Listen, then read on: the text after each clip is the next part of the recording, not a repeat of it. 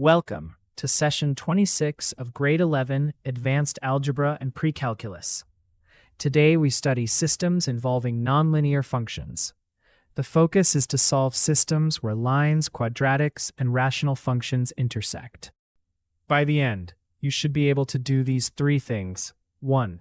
Interpret system solutions as intersection points. 2. Use substitution when equations share y. 3. Convert each x solution into an ordered pair. A solution to a system is a point that satisfies every equation at the same time. With nonlinear systems, there may be 0, 1, 2, or more intersections. When both equations are solved for y, set the expressions equal and solve for x. Solve the system y equals x squared minus 4 and y equals 2x plus 4. Set the expressions equal. X squared minus 4 equals 2x plus 4. Move all terms to one side and factor. The x values are 4 and negative 2. Substitute into the line to get y values 12 and 0.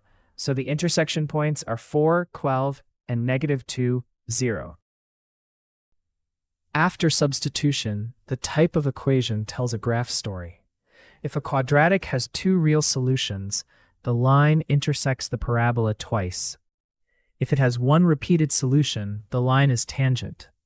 If it has no real solutions, the graphs do not intersect in the real plane.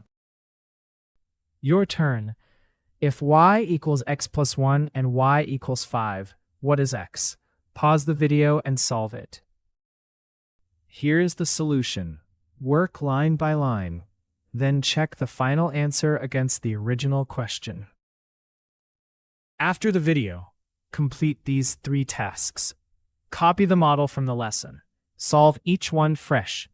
And write one error log sentence about the mistake you are most likely to make.